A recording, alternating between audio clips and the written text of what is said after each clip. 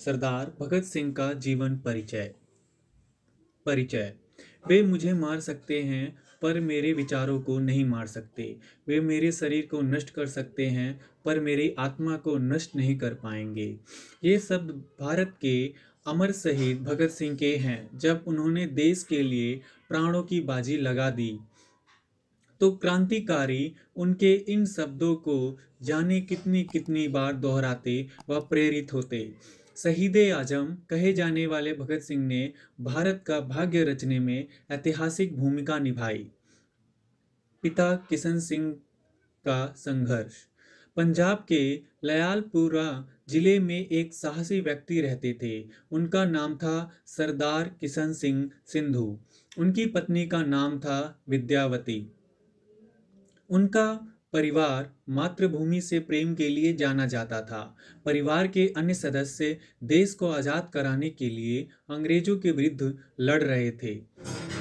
किशन सिंह भी देशभक्त थे। एक दिन अंग्रेजी सरकार ने किशन सिंह व उनके छोटे भाई अजीत व स्वर्ण सिंह को बंदी बना लिया। वे भी अंग्रेजों के विरुद्ध रहे थे। तीनों भाइयों को जेल में भेज दिया। इस दौरान विद्यावती मां बनने वाली थी। किशन सिंह के पूरे परिवार को उन पर मान था। एक महान हस्ती का जन्म। 27 सितंबर 1907 को विद्यावती ने एक सुंदर से पुत्र को जन्म दिया।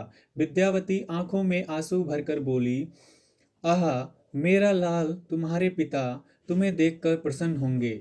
नन्हे बालक के आने से परिवार में खुशी की लहर दौड़ गई।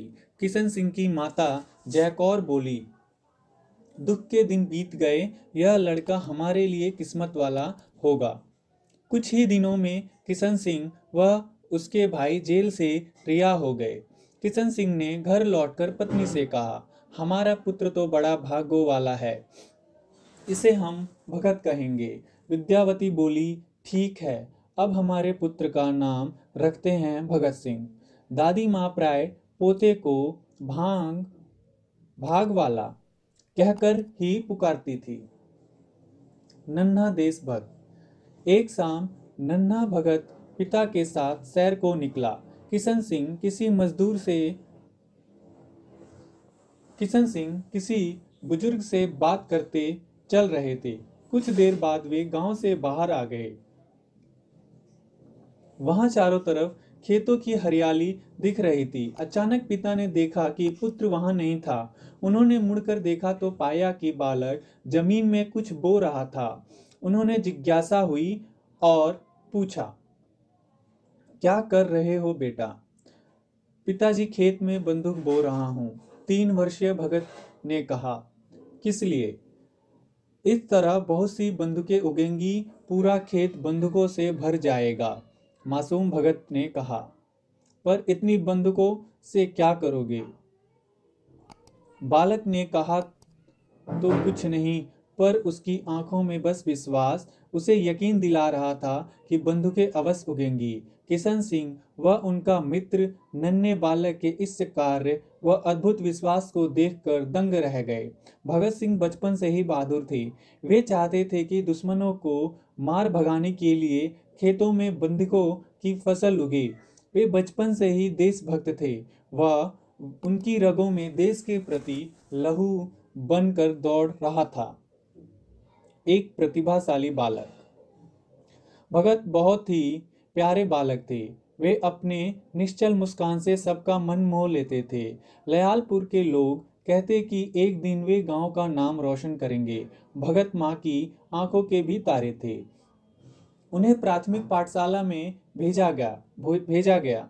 वहां उनके अध्यापकों से भरपूर स्नेह मिला, क्योंकि वे पढ़ाई में भी होशियार थे। वे कक्षा के नेता थे। अक्सर बड़े छात्र उन्हें नन्हे भगत को कंधों पर बिठाकर घर ले आते। भगत का स्वभाव दोस्ताना था। वे कक्षा के सहपाठियों, पड़ोसियों, कुलियों व जमादारों आदि सभी से मित्रता का भाव रखते थे। एक बार विद्यावती भगत सिंह के कपड़े सिलवाने के लिए दर्जी के पास गई। दर्जी भगत सिंह के कपड़े घर देने आया। विद्यावती हैरान रह गई। तभी भगत सिंह ने आकर कहा, आप आ गए, इतनी जल्दी कपड़े सीने का शुक्रिया। भगत, इसमें शुक्रिया कैसा, मुझे तो खुशी हुई कि आप के काम आया, दर्जी ने कहा। दर्जी के जाने के बाद मात ने पूछा कि क्या वह दर्जी भगत को जानता है। भगत ने कहा, माँ वह मेरा दोस्त है। क्या दर्जी तुम्हारा दोस्त है? हाँ माँ, इस गांव में सभी मेरे मित्र हैं। भगत किसी से मित्रता करते समय धर्म, जाति, लिंग व रंग आदि भेदभाव नहीं करते थे। इस तरह उन्होंने छोटी आयु से ही लोगों का दिल जीत लेने की कला सीख ली थी। बहादुरी की झलक। भगत का बचपन दुखपूर्ण बीता। उन्होंने पिता व चाचा स्वर्ण व अजीत को बंदी बनते देखा। चाचियां अपने पतियों की याद में रोती। भगत सहन नहीं कर सके। वे चाची को तसल्ली देते हुए बोले, चाची चिंता न करो, मैं बड़ा होकर अंग्रेजों से लड़ूंगा व चाचा को वापस लाऊंगा। बालक के मुख से ऐसी बात सुनकर रोती स्त्रियां भी हंस देती व कहती, रब तेरी मुराद पूरी करे। इस प्रकार भगत अक्सर लोगों को अपनी बहादुरी भरी बातों से अचरज में डाल देते। एक दिन वे कक्षा में पढ़ रहे थे। कक्षा अध्यापक ने कहा, प्यारे बच्चों बताओ तुम बड़े होकर क्या क्या बनोगे। कुछ ने डॉक्टर तो कुछ ने सरकारी अधिकारी बनने की इच्छा प्रकट की। उन्होंने पूछा, भगत तुम क्या बनोगे? भगत ने दृढ़ शब्दों में कहा, मैं बड़ा होकर अंग्रेजों को इस देश से बाहर निकालूंगा। अध्यापक बच्चे के मुख से ये शब्द सुनकर आश्चर्य में पड़ गए। उन्हें भी भगत के परिवार के देश प्रेम के बारे में पता था। जल्द ही उन्हें एहसास हो गया कि भगत भी वही देशभक्त व समर्पण का भाव हिलोरे मार रहा है।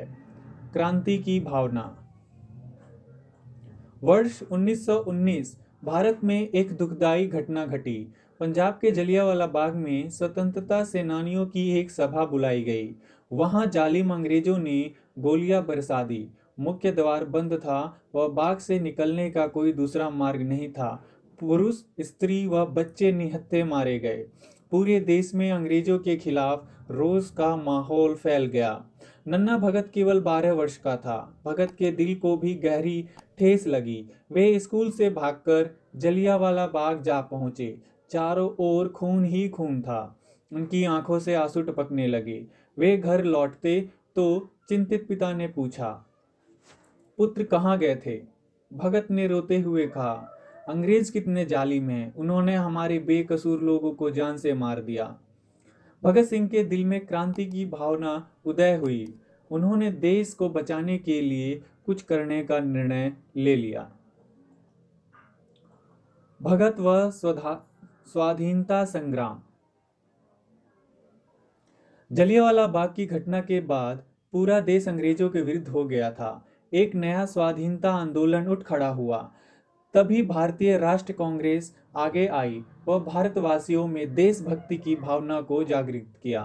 भगत भी स्वाधीनता संग्राम का हिस्सा बनना चाहते थे। पिताजी, मैं भी देश के लिए लड़ना चाहता हूँ। पर बेटा, तुम तो अभी कुल 13 वर्ष के हो। मातृभूमि की सेवा के लिए आयु की कोई सीमा नहीं होती, भगत ने कहा। किशन सिंह ने पुत्र को शिक्षा का महत्व समझाना चाहा, किंतु भगत तो जैसे कुछ भी सुनना ही नहीं चाहते थे। अंत में पिता ने हामी दे दी। भगत, ओह धन्यवाद पिताजी, देखना एक दिन आपको मुझ पे गर्व होगा। और स्कूल छोड़ वे स्वाधीनता आंदोलन में कूद पड़े। खादी आंदोलन। उन दिनों विदेशी वस्तुओं व वस्त्रों के बहिष्कार का आंदोलन जोरों पर था। भगत ने भी उसमें भाग लिया। उन्होंने विदेशी कपड़ों, किताबों व वर्दियों की होली जलाकर अंग्रेजों को चुनौती दी। लोगों से आग्रह किया जाता कि वे भारत में बने वस्त्र खादी ही पहने। हमें अंग्रेजों को सबक सिखाना चाहिए। भगत सिंह ने कहा, ठीक है भगत, हम विदेशी कपड़ा त्याग कर केवल स्वदेशी ही पहनेंगे, एक मित्र ने कहा।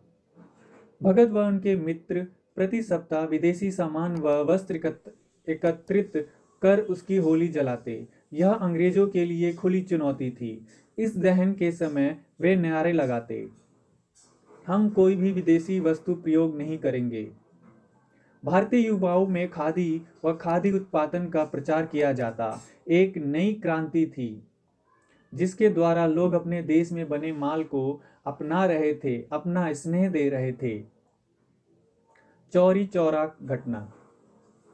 भारत में स्वाधीनता संग्राम तेजी से फैला। गांधी जी ने असहयोग आंदोलन प्रारंभ किया। एक दिन आंदोलन के कुछ सदस्यों ने भारतीय बाजार में मांस के उचित दामों को लेकर विरोध किया। अंग्रेज पुलिस ने प्रदर्शनकारियों को पीटा। प्रक्रिया स्वरूप वर्ष 1922 में करीब 2000 प्रदर्शनकारियों ने चौरी चौरा में जुलूस निकालने का निर्णय लिया। यह उत्तर प्रदेश के गोरखपुर जिले का एक शहर था। पुलिस ने चेतावनी देने के लिए हवाई फायरिंग किया तो गुस्साई भीड़ ने उन पर पत्थर बरसाना शुरू कर दिया।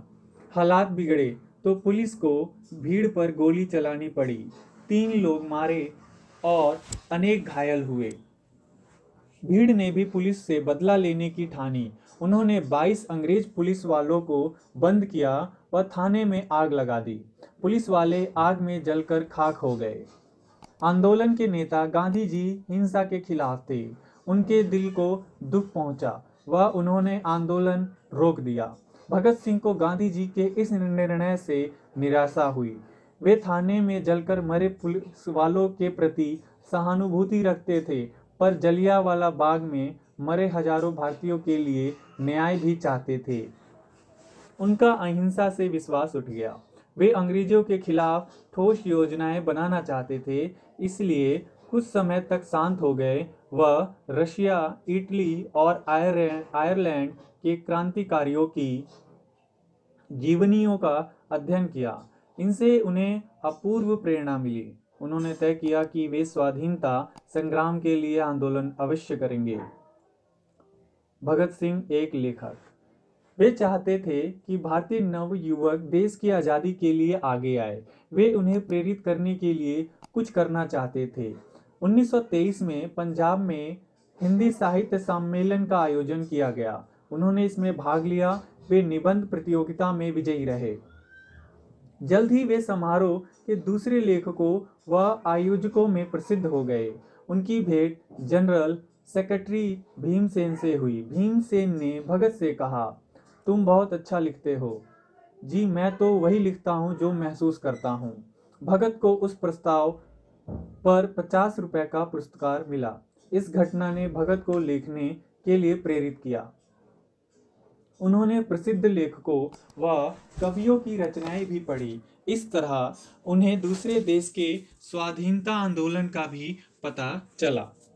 भगत सिंह व नेशनल कॉलेज। भगत सिंह को साहित्य से लगाव था। वे पढ़ाई को जारी रखना चाहते थे। मुझे नेशनल कॉलेज में पढ़ना चाहिए, उन्होंने सोचा। उस कॉलेज को लाला लाजपत राय जैसे महान देशभक्तों ने खोला था। राजनीति व इतिहास के विषय में पूरी जानकारी रखने वाले भगत ने प्रोफेसरों को भी आश्चर्य में डाला। वे एक सच्चे देशभक्त थे। वे कभी समय नष्ट न करते। दिन में कक्षाएं लेने के बाद शाम को देश की आज़ादी के लिए चर्चाएं होती। उन्होंने अनेक नाटकों में भी अभिनय किया। वह राणा प्रताप, सम्राट अशोक, चंद्रगुप्त मौर्य आदि की भूमिकाएं निभाई।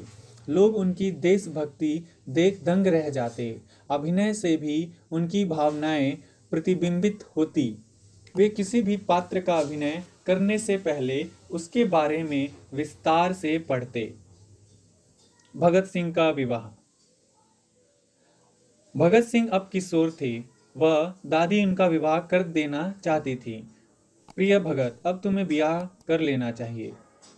दादी के इन शब्दों को सुन भगत जड़ हो गए। वे तो अभी विवाह नहीं करना चाहते थे। उन्होंने तो देश की आज़ादी के लिए लड़ना था। उस समय वे कुछ ना बोले। जल्द ही एक लड़की भी पसंद कर ली गई। सगाई का दिन भी तय हो गया। भगत अपने भविष्य को लेकर चिंतित थे। उन्होंने पिता से बात करने की सोची। पिताजी, मैं अभी विवाह नहीं करना चाहता। मातृभूमि को अंग्रेजों के हाथों से छुड़ाना ही मेरे जीवन का एकमात्र लक्ष्य है। विवाह तुम्हारे लक्ष्य का बाधा तो नहीं बनेगा? पिता ने कहा। नहीं पिताजी, इससे मेरा ध्यान भटेगा। वह तक कुछ देर के लिए ही होगा, भगत के पिता कहकर चले गए। अब भगत को अपने बचाव का कोई दूसरा तरीका खोजना था। भगत सिंह का घर से भाग जाना। भगत शादी रोकने के बारे में पिता को नहीं मना सके। मुझे भागना होगा, मुझे शादी नहीं करनी, उन्होंने सोचा। देशभक्त भगत ने तय किया, यदि गुलाम देश में मेरा विवाह हुआ तो मौत ही मेरी दुल्हन होगी व अंतिम संस्कार मेरी बारात। उन्होंने जाने से पहले माता पिता के नाम पत्र में लिखा, देश की आज़ादी ही मेरे जीवन का लक्ष्य है। मुझे सांसारिक सुख नहीं चाहिए। मैं देश सेवा के लिए घर छोड़ रहा हूँ। मैं अपने चाचा की तरह देश पर जीवन बलिदान कर दूंगा। हालांकि भगत को एहसास था कि उनके इस निर्णय से उनके घर वालों व लड़की के परिवार वालों को कितना दुख होगा, किंतु वे विवश थे। हे ईश्वर, मुझे यह कदम उठाने की हिम्मत दे, तभी मैं देश की सेवा कर सकूंगा। भगत ने उस रात घर छोड़ दिया। जहां सबका दिल दुखी कर देने के भाव था, वहीं देश सेवा का विचार प्रसन्नता भी दे रहा था। नौजवान भारत सभा। भगत घर से निकलकर कानपुर पहुंचे। वहां वे अजय घोष, विनय कुमार सिन्हा, सुरेश चंद्र भट्टाचार्य जैसे स्वतंत्रता सेनानियों से मिले व नौजवान भारत सभा से जुड़ गए। वे जल्द ही सबमें लोकप्रिय हो गए। प्रोफेसर विद्यालंकर विशेष रूप से उनसे मिलने कानपुर आए। वे बोले, भगत, हिंदुस्तान रिपब्लिकन एसोसिएशन को ज्वाइनो, एसोसिएशन से जुड़ो, जैसा आप कहें, भगत ने कहा। विद्यालयंकर ने भगत को आगे बढ़ने की राह दिखा दी थी। भगत के इस एसोसिएशन को प्रसाद बसमिल्ला व अशफाकुल्ला खान चला रहे थे। भगत को अपने आसपास इन देशभक्तों के आने से बहुत प्रेरणा मिली। वे उर्दू व पंजाबी समाचार पत्रों में लेख व संपादन करने लगे। यह उनके जीवन का एक नया आरंभ था। उन्हें कलम की ताकत का एहसास हुआ। मुझे अपने लेखन के माध्यम से देशभक्त के संदेश का प्रचार करना होगा, उन्होंने सोचा। राजनीति व सामाजिक गतिविधियां। भगत सिंह की दादी मां बीमार पड़ गई। परिवार ने भगत को वापस बुलाने के प्रयत्न किए। उन्होंने भगत के विवाह का इरादा छोड़ दिया था। वे अब एक आजाद पंछी थे। उन्होंने अनेक सामाजिक व राजनीतिक गतिविधियों में हिस्सा लिया। 1928 देश के अलग अलग हिस्से से आए देशभक्तों की बैठक बुलाई गई। उनका नाम रखा गया कीर्तिमान किसान पार्टी। भगत सिंह ने भी भाग लिया। उन्हें इस दल का सेक्रेटरी चुना गया। भगत सिंह को लगा कि यह देश के लिए कुछ करने का भरपूर अवसर था। उन्होंने एसोसिएशन नेता के रूप में अनेक गतिविधियों में हिस्सा लिया। सर जॉन साइमन कमीशन का बहिष्कार। अंग्रेजी सरकार देश में चल रही क्रांतिकारी गतिविधियों से प्रसन्न नहीं थी। सर जॉन साइमन के अधीन एक कमीशन बनाया गया। वे देश के ताज़ा हालात पर चर्चा करने आए थे। सर साइमन ने भारत में अंग्रेज अधिकारियों की मीटिंग बुलवाई। भारतीय नेताओं को यह विचार नहीं आया। पंजाब केसरी के नाम से जाने जाने वाले लाला लाजपत राय इस मीटिंग के खिलाफ थे। यह मीटिंग भारत के खिलाफ है। भारत के हालात पर चर्चा करनी है और एक भी भारतीय शामिल नहीं है। हम इस कमीशन का बहिष्कार करते हैं। लाला जी ने क्रोधित होकर कहा, लाला जी, हम सब आपके साथ हैं। पार्टी के सदस्यों ने कहा। साइमन कमीशन का विरोध व लाला जी की मृत्यु। साइमन कमीशन लाहौर पहुंचा। लाला जी को यह अच्छा नहीं लगा। हम इसका विरोध करेंगे, उन्होंने कहा। मैं चाहता हूं कि हम एक अहिंसक जुलूस निकालें। विरोध में भगत भी शामिल थे। पुलिस ने हिंसा से जवाब दिया। लालाजी व उनके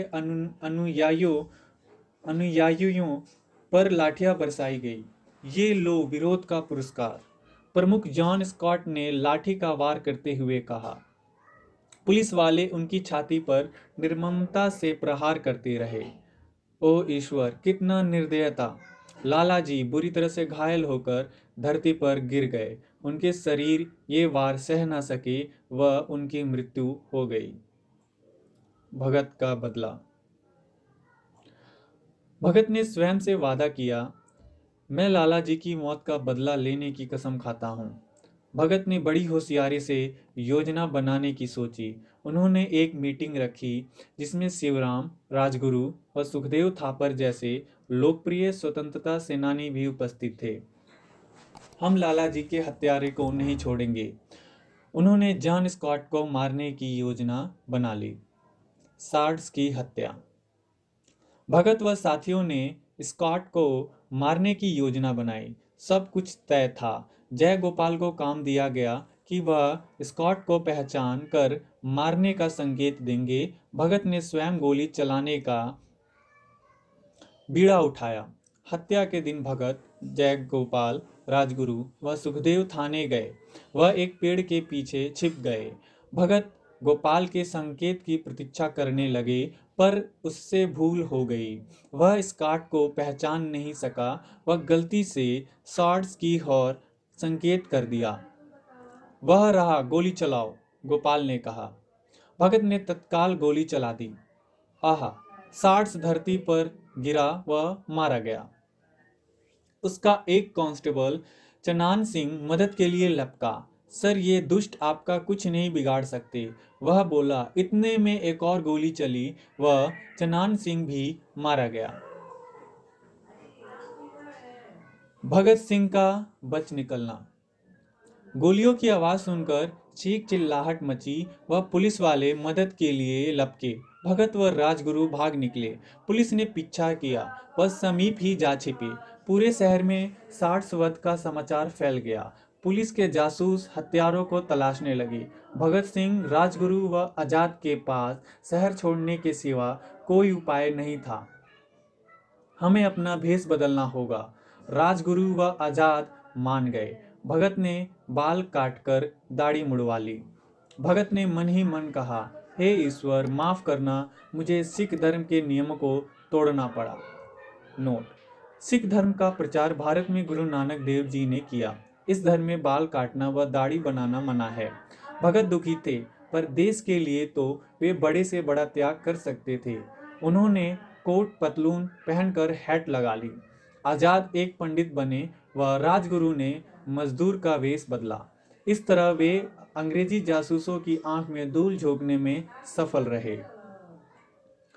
इंडियन एक्ट। सॉर्ड्स हत्या के बाद भगत व उनके साथी भूमिगत थे। वे जानते थे कि उन पर हत्या का आरोप था। हमें सही समय आने तक अंग्रेजों की नज़र से छिपना होगा, भगत ने मित्रों से कहा। इस दौरान अंग्रेज सरकार कुचाले रचने में मग्न थी। उन्होंने पुलिस को और भी ताकतवर बनाने के लिए डिफेंस ऑफ इंडिया एक्ट लागू कर दिया। पुलिस अधिकारी ने अपनी वरिष्ठ से कहा, भारतीय ताकतवर होते जा रहे हैं, हमें कुछ करना चाहिए। हाँ, ये एक्ट हमारे लिए मददगार होगा। हम इन आज़ादी के मतवालों को काबू कर पाएंगे। वह अधिनियम काउंसिल में पास ना हो सका।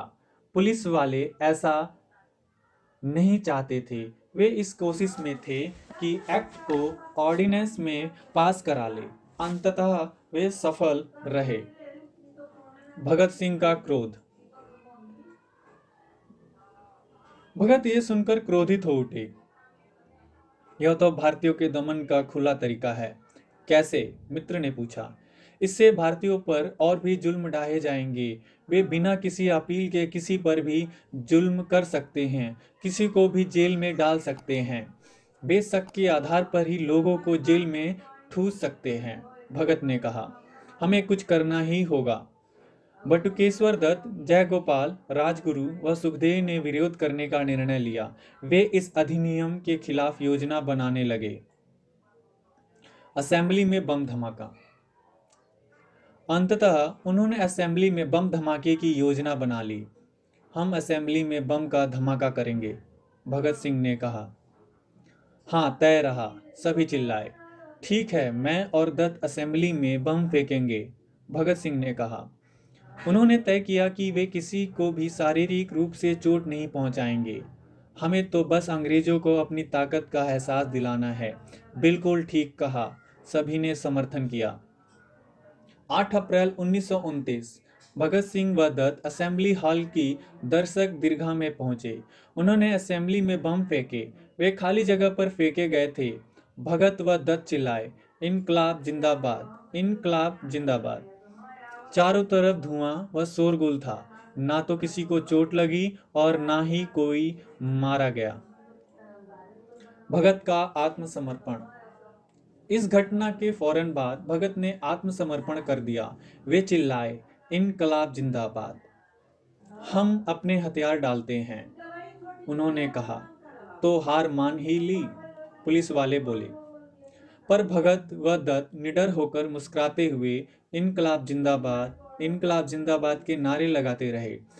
पुलिस ने भगत व बटुकेश्वर को बंदी बना लिया। भगत इस घटना के माध्यम से देशवासियों को स्वतंत्रता के लिए संघर्ष की जानकारी देना चाहते थे। भगत व साथियों पर मुकदमा। भगत व साथियों पर अंग्रेजी सरकार ने मुकदमा चलाया व उन्हें जेल में ठूस दिया। भगत सिंह पर 60 वध का आरोप लगा। मुकदमा कई दिनों तक चला। सरकार भगत, सुखदेव व राजगुरु के लिए किसी भी तरह की रियायत नहीं चाहती थी। ये हत्यारे हैं, इन्हें सजा मिलनी चाहिए, वकील ने ऐलान किया। भगत सिंह भारतीय नागरिकों में क्रांति की चिंगारी पैदा करना चाहते थे। उन्होंने हत्या का आरोप स्वीकार किया। उन्होंने अदालत से कहा, अंग्रेजों को भारत में नहीं रहना चाहिए। वे विदेशी हैं, उन्हें हमें गुलाम बना रखा है, इन्हें बाहर खदेड़ दो, भगत ने कहा। दर्शक भी भगत की बात से सहमत थे। हाँ, ये हमारी धरती है, वे विदेशी हैं। अदालत में सभी लोग चिल्लाए। लोग भी अंग्रेजी शासक के रवैये से तंग आ चुके थे। भगत सिंह जेल में। भगत सिंह जेल पहुंचे तो भारतीय कैदियों की दशा देखकर द्रवित हो उठे। उन्हें बुनियादी हक व सुविधाएं भी नहीं दी जा रही थी। उनसे मजबूरन शर्मनाक काम करवाए जाते। भगत ने कहा, स्वतंत्रता सेनानियों के साथ सम्मान से पेश आना चाहिए। अंग्रेज अपराधियों के साथ तो राजाओं जैसा बर्ताव किया जाता है, पर न्याय नहीं है। एक कैदी ने कहा, भगत हम क्या कर सकते हैं, हम विवश हैं। मैं अपनी मांग मनवाने के लिए अनशन करूंगा। भगत सिंह ने कैदियों को अच्छे व साफ कपड़े तथा भोजन देने की मांग रखी। उन्होंने 63 दिन तक का उपवास रखा। अंग्रेजी सरकार को झुकना ही पड़ा। भगत की मांगे मान ली गई। भगत जेल में एक डायरी लिखते थे, जिसमें वे भारत व उसके सच्चे सपूतों के बारे में लिखा करते थे। उन्होंने स्वतंत्रता प्राप्ति के लिए हुए रूस व जर्मन संघर्ष पर भी पुस्तक पढ़ी। इस तरह उन्हें और भी प्रेरणा मिली। वे देश को आजाद करवाने में पूरी तरह जुट गए। वायसराय के नाम पत्र। भगत जानते थे कि सरकार उन्हें फांसी पर चढ़ा देगी। वे एक सच्चे देशभक्त थे। वह एक बहादुर की तरह मरना चाहते थे। उन्होंने राजगुरु व सुखदेव के साथ मिलकर वायसराय के नाम एक पत्र लिखा। उसमें लिखा था, हमने युद्ध का नेतृत्व किया है, हमसे युद्ध बंदियों की तरह ही पेश आना चाहिए। वह फांसी पर लटकाने की बजाय गोली से मारने का हुक्म दीजिए। हम आशा करते हैं कि आप हमारी बातों को समझेंगे तथा मिलिट्री विभाग के अधिकारियों को हमें गोली से मारने का आदेश देंगे। यह पत्र वायसराय को भेजा गया। अपील नामंजूर रही। सरकार भगत सिंह व उनके साथियों को फांसी की सजा ही देना चाहती थी। ये अपराधी राष्ट्र के लिए खतरा है, इसलिए इन्हें फांसी पर ही लटकाया जाना चाहिए, एक वरिष्ठ अधिकारी ने कहा। जल्दी भगत सिंह, राजगुरु, सुखदेव की फांसी की खबर जंगल की आग की तरह फैल गई। दया की अपील।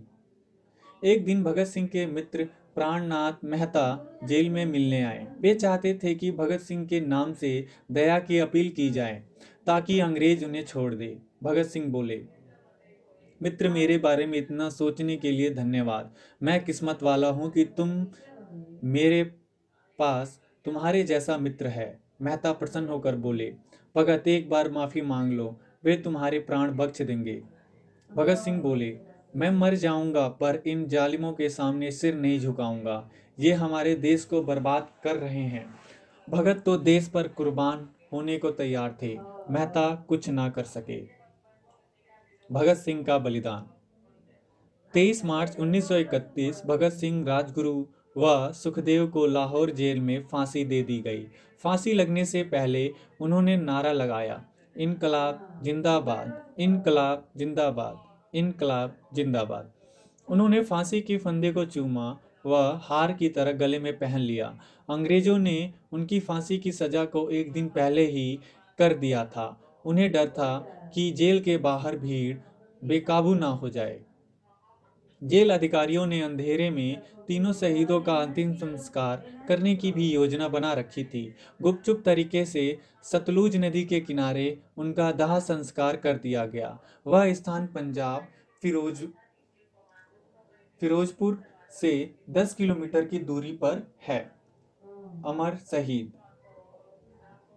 भगत सिंह के अनुयायियों ने उन्हें शहीद की उपाधि दी। पूरे देश ने एक मत से माना कि भगत सिंह शहीद थे। जेल में बंद साथी चिल्लाए, इनकलाब जिंदाबाद, शहीद भगत सिंह अमर रहे। प्रतिवर्ष 23 मार्च को हुसैनीवाला में स्मारक पर शहीदी मेला लगता है। इस दिन हजारों लोग शहीदों को श्रद्धांजलि देने पहुंचते हैं।